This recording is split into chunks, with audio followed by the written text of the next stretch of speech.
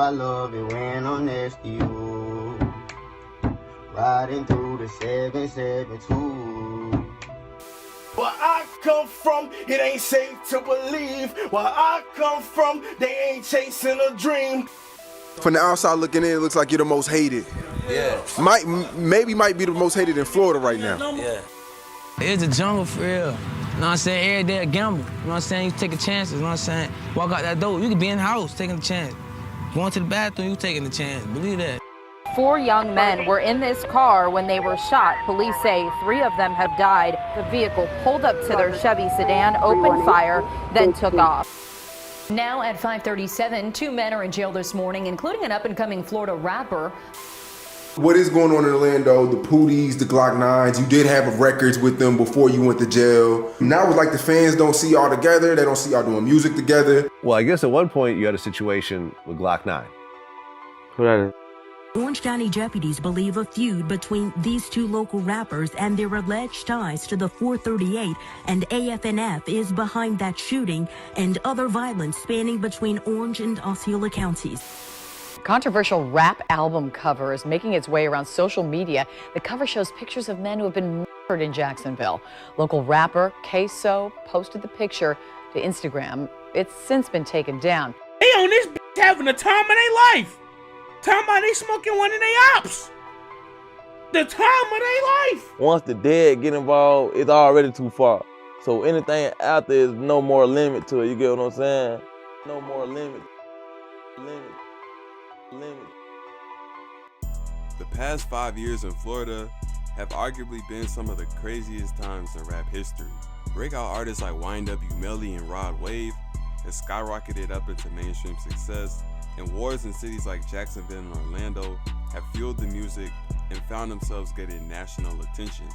In a short period of time, the state has produced countless successful rappers, but also an unusually high amount of rappers who have found themselves back in jail fighting big cases.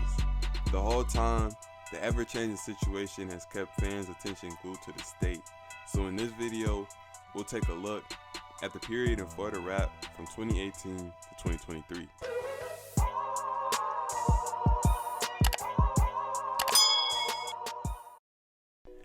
This is part 2 of the history of Florida rap, so if you haven't seen part 1, go check it out first. There will be a link in the description.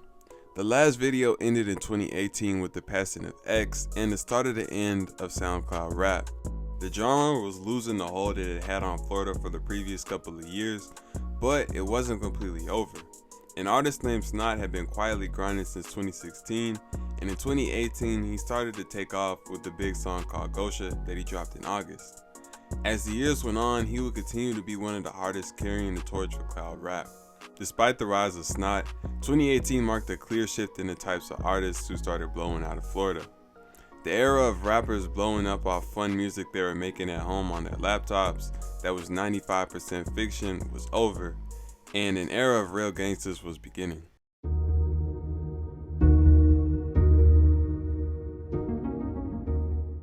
In West Orlando, several artists were beginning to gain a buzz, and Glock9 was the first to take off. Glock9 had started rapping in 2017, and in 2018 he dropped his debut mixtape, Cold Face, Cold Case. The mixtape earned him some attention, and one song in particular, called Jail Hizzy Blues, stood out. He ended up dropping a music video for the song that got a lot of attention and views, and Worldstar ended up posting it on their channel as well, where it really took off and went viral. Glock9 was getting tons of comparisons to Kodak, and people were saying he was trying to copy him, but their music really wasn't that similar. They just had a similar image, lingo, and heavy Florida accents. The Kodak comparisons actually ended up helping Glock9 and were part of the reason he went as viral as he did. Glock9 wasn't the only rapper out of West Orlando taking off though. He also had a homie named LPB Pootie, who was also taking off in 2018. Pootie and Glock had a couple songs together that were doing numbers, and he also had a solo song called Wonder Man that was also doing well. It looked like together Glock and Pootie could take over the Florida rap scene, but unfortunately their friendship wouldn't last. For some reason they fell out, and in March of 2018 Glock9 dropped a song called 10% where he dissed Pootie. 10% ended up blowing up, getting millions of views, and becoming Glock9's biggest song. Then in August, he ended up signing a $2 million record deal with Cash Money. 2 hours north of Orlando, Jacksonville was also starting to see his local rap scene gaining attention as well. Yungeen Ace had begun rapping seriously in 2017, and by early 2018, his music was starting to get some attention. Worldstar was posting his videos regularly, and it appeared that he was next up. Then, in August, his world was flipped upside down. One night, he was out celebrating his brother's birthday with 2 close friends, but unknown to them, ops were lurking. When Ace and his brothers left and got in the car, they were followed, and at the first red light, the ops pulled up beside them with Dracos and opened fire. Everybody in the car was hit. Ace ended up taking 8 shots and still miraculously surviving, but everybody else in the car died.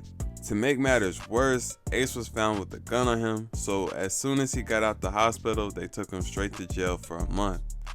Outsiders were shocked, but people in the city knew that beef had been brewing. One of the main people Ace had beef with was a rapper called Foolio. Foolio was an early Jacksonville music pioneer and had songs buzzing around the city as early as 2015. Through the years, he had continued to grind and put out music, seeing a little success but never getting the big break he was looking for. Internet detectives believe that Foolio's problems with Yungeen Ace started in 2017 with the death of Foolio's cousin at the hands of one of Ace's friends. They believe this was the beginning of the war between the 2 rival groups, one called ATK, who Yungeen Ace was associated with, and the other called KTA, who Foolio was associated with. So the shooting of Ace, his brother, and homies was believed to be a part of this ongoing beef. And to people in the city, the situation wasn't that unexpected. But to outsiders, it was shocking, and the story got out everywhere. People who had never heard of Ace before ended up hearing the story about a rapper who was shot 8 times and lost a brother and 2 friends, and went to check out his music. It was a horrible situation for Ace to live through, but ended up helping his career out a lot. In August, he dropped a project called Life of Betrayal, which did well, and on this mixtape was a song called Pain, where Ace discussed the situation he had been through, and it ended up taking off, gaining millions of views. Ace continued dropping and watching his numbers grow throughout the rest of the year.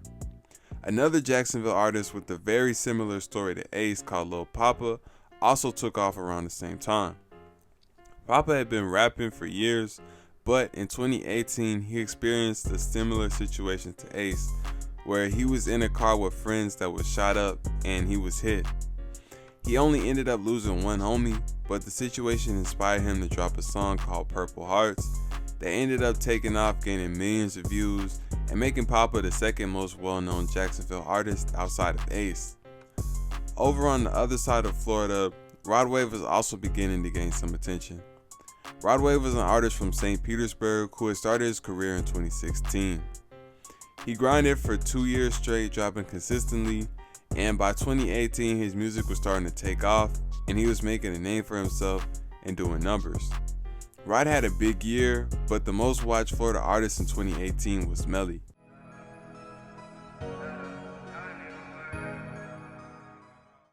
YNW Melly started taking his career seriously when he came home from jail in 2017. He got to work dropping some of his best songs like 772 Love and Murder on My Mind. By 2018, Melly started to see things take off. He had songs like Blue Balenciagas and Butter Pecan going crazy, and even though it had already been out, this was when Murder on My Mind really started going viral, racking up millions of views. He capitalized on this motion and dropped his debut album I Am You in August. Melly was blowing up and had people like Ye reaching out to him to make music, so it appeared that he was going to be the next star out of Florida. He started 2019 strong, dropping his second project We All Shine in January, hitting 27 on the Billboard Top 100. Then on February 13th, he was arrested and charged with 2 bodies. And these weren't just 2 random people. These were the 2 people he had called his best friends. Back in 2018, Melly's friends Stack Chaser and Juvie had lost their lives to what was believed to be a drive-by. However, in February, when Melly was arrested, the cops revealed that they believed Melly had been the one to pull the trigger on them, and his friend Borland had helped him fake a drive-by. Catching a regular body would generate a crazy amount of attention for a rapper, but the YNW Melly situation was insane, and basically every media outlet covered it. And on top of this, the fact that his biggest song was called Murder on My Mind, and then he got booked for 2, caused his music to go crazy. Melly was officially mainstream, getting millions of views daily, but he was sitting in a cell facing a case that wasn't looking very good for him. The next 2 most viral rappers in Florida this year was a duo from Miami called the City Girls. The 2 artists had gotten a big look in 2018 when they were featured on Drake's hit single In My Feelings. Then in November, they dropped a song called Act Up. It didn't blow up immediately, but around January of 2019, it started to take off and go viral, and it ended up becoming a big part of the infamous Hot Girl Summer. The situation was slightly strange though, because one half of the duo was locked up during the entire rise for credit card fraud and wouldn't get out until the next year. Up in Jacksonville, Ace was going crazy. He teamed up with Yungeen on a collab album called Can't Speak on It, and the hit single Ops took off, doing 5 million views in a month on YouTube. He followed this up with a solo album called Step Harder, which is also very successful, with the title track blowing up and becoming one of his biggest songs ever. Around summer, the ATK-KTA beef really started spilling over into the music.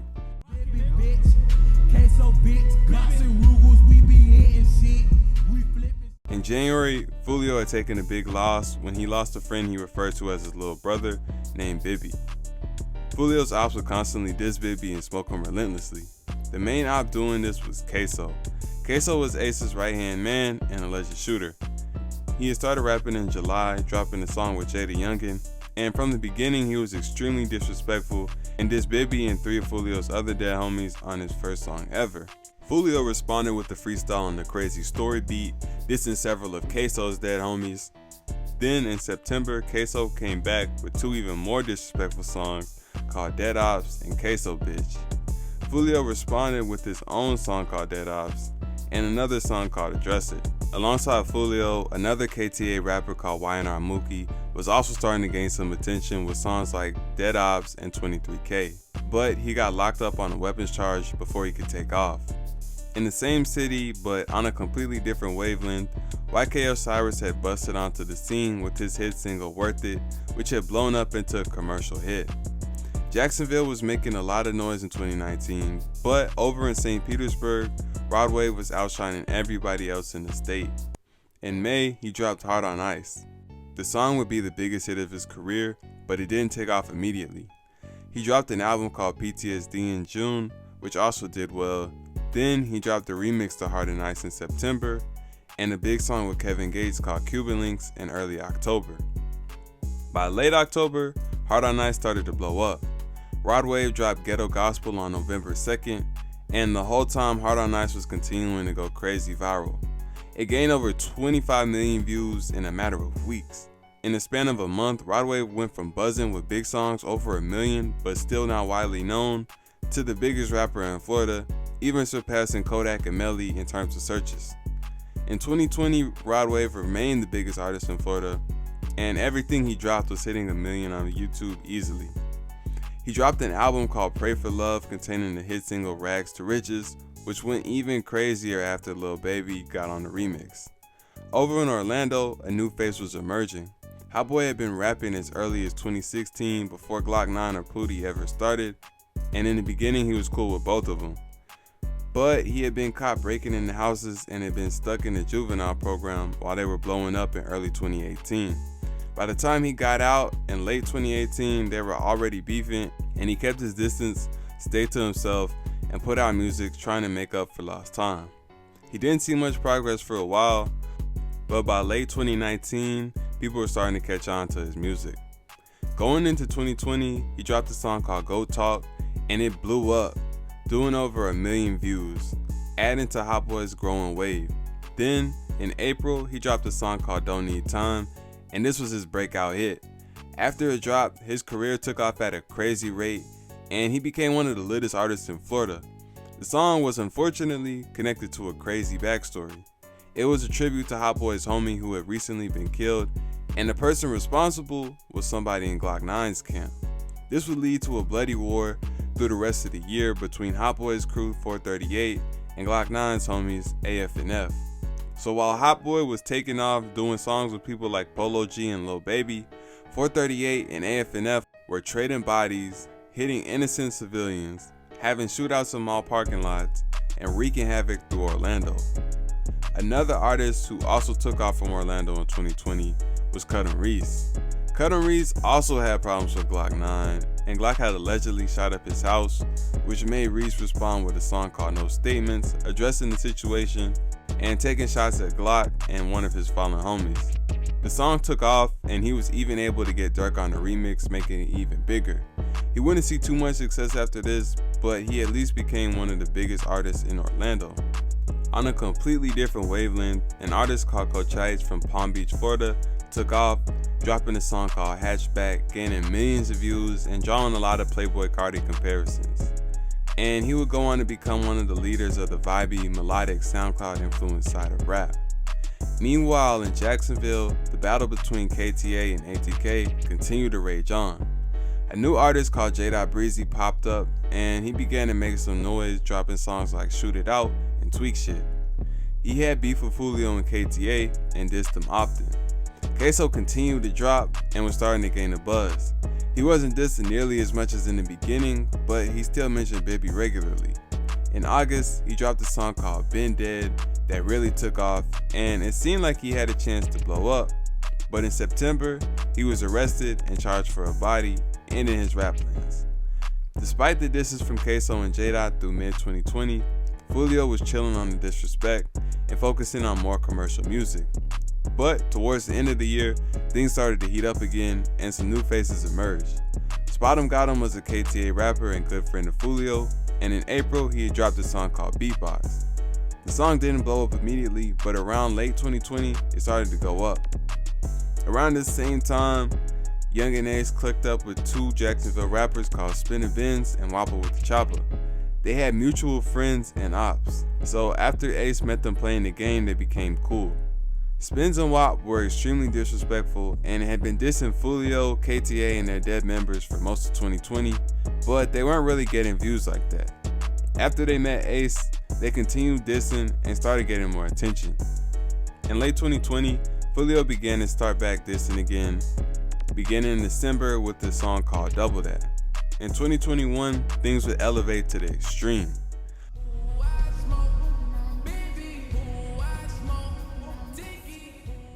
Foolio started the year off with an extremely disrespectful Back in Blood freestyle. Then, 2 months later, Spins, Ace, Wap, and Fast Money Goon teamed up to drop one of the most iconic diss tracks in history when they dropped Who I Smoke in March. They dissed a total of 8 dead ops, made incriminating statements about events that had already happened, and even made smoking 3 of the names mentioned into the chorus of the song. The song featured a sample from Vanessa Carlton's 1,000 Miles Away, and they shot the video in a nice looking golf course. So between the sample, video location, and extremely disrespectful lyrics, it gave the feel of a when the song doesn't match the video parody. This allowed it to go mega viral. It did millions of views in the first couple of days and continued to go crazy for weeks. The song was everywhere, and Foolio was not too happy about this. 3 days after it released, he dropped his first response, which was a freestyle on the beatbox beat where he set the record for the most dead ops dissed in a fewest amount of bars, dissing about 10 people in his first 4 bars. And he shot the entire video in his ops hoods. The song got attention, but Foolio wasn't satisfied, so he went on to make another song, and this time he hopped on Fantasia's I See You to diss even more deceased ATK members, and he shot one of the most disrespectful music videos in history. He had a poster made of Yungeen Ace's brother and homies he lost back in 2018, then he went to a graveyard to mock him and pretend to grieve for them. The song caught everybody's attention and almost went as viral as Who I Smoke. Foolio had been rapping for around 6 or 7 years up to that point, but this was the first time the majority of the public was discovering who he was. People had been tapped in with the situation brewing in Jacksonville, reporting on it since 2020, but after Who I Smoke and When I See You, there was a huge demand for these types of videos, and the biggest channels in the niche began covering it. In May, Publish X, Trap Lord Ross, Trap Geek, and Hip Hop Daily all made videos about the scene, broadcasting the situation to millions of more people and adding to the growing number of eyes on the city. Everybody was locked into what was going on in Jacksonville, but the FBI was locked into what was going on in Orlando. And in June of 2021, glokknine, Hotboii, and their respective crews, AFNF and 438, a total of 34 members, were charged in one of the largest RICO cases in Florida history. The violence and destruction that had started in 2020 had continued to ramp up to the point that the FBI had to step in. During this time, glokknine had been in and out of jail, dropping music here and there, but fading from relevance. On the other hand, Hotboii had been emerging as an artist and really looking like a potential mainstream star. He had dropped big songs like Go Talk 2, I Really, and Nobody Special, collaborating with some of the biggest artists out like Polo G, Moneybagg Yo, and Future.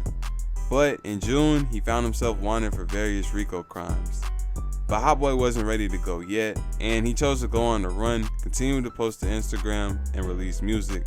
But this lasted about a month, and he eventually turned himself in July and was able to bond out. So for the rest of 2021, glokknine sat in jail, and Hotboii continued to drop music and put Orlando on his back. Back in Jacksonville, the scene was still cracking, and more rappers were starting to pop out.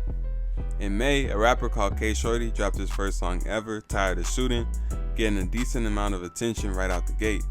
Kshordy was from the 6 Block neighborhood in North Jacksonville, the same hood as Foolio, and had been good friends with Bibby. Despite being from the same hood as Foolio, he had problems with him. Foolio, being Foolio, had taken his beef to the music and dissed him in an unreleased song that came out as a snippet, so Kshordy's first song was actually a response to Foolio. Kshordy had problems with Foolio, but they weren't really ops. But one of Kshordy's actual ops saw that he had started rapping and didn't like it. Shortly after Kshordy had posted his first ever video, spinabenz went on Instagram and posted an old embarrassing video of him doing a dance that made him look zesty. Then a couple days later, he dropped an extremely disrespectful song called I Don't Smoke Kendra, where he dissed around 10 of Kshordy and Foolio's homies and threw up the same video clip from IG in that video as well. Spinabenz was red hot off of Who I Smoke, so the song went crazy, getting millions of views and quickly becoming his second biggest song ever. Kshordy and his homies Jake Jit and LaCracker responded with a disrespectful song of their own called F the Ops, where they dissed multiple dead ATK members, and their song blew up as well, also hitting millions of views. And Kshordy, who had been rapping for less than 2 months, found himself with a bunch of new fans and buzz around his name. He continued to drop big songs throughout the summer. Then in September, everything came to a halt when he was booked for a body. Also in Jacksonville, but separated from everything going on between ATK and KTA, Nardo Wick was beginning to take off with songs like Slide and the original version of Who Wants Smoke. And he continued to drop throughout the year and get cosigns from all the big rappers like G Herbo, DaBaby, Lil Durk, and Future. In 2022, for most of Florida, things slowed down. Rod Wave remained the biggest rapper. Nardo Wick continued going up, dropping his Who Wants Smoke remix with Durk, 21, and Herbo, which took off, getting tens of millions of views on YouTube. Ace, Foolio, Spins, and WAP all saw their numbers drop because the beef in Jacksonville was getting old to the fans. And on top of this, a large portion of the rappers in the scene were sitting in jail. YNR Mookie was sentenced to 10 years. Ksoo's own father agreed to testify against him, and Kshordy remained locked up waiting on trial. Hotboii continued rising, dropping big songs like WTF and Living to Die, but in June, his bond was revoked and he had to return to jail to wait for trial. glokknine was sentenced to 7 years in December of 2021 for weapons charges and still had another RICO case hanging over his head. And Melly was in his 3rd year waiting in jail. So all the beef and violence that had brought attention to Florida in 2020 and 2021 ended up getting a lot of artists involved, caught up, and killing the momentum of the whole state. On a smaller scale, artists like Low Shimmy, FCG Heem, and Rico Cartel were starting to take off, and the biggest new artist to emerge in 2022 was Real Boston Richie, who blew up in March with his breakout hit Keep Dissin' and signed to Future in August, continuing to go up the whole year.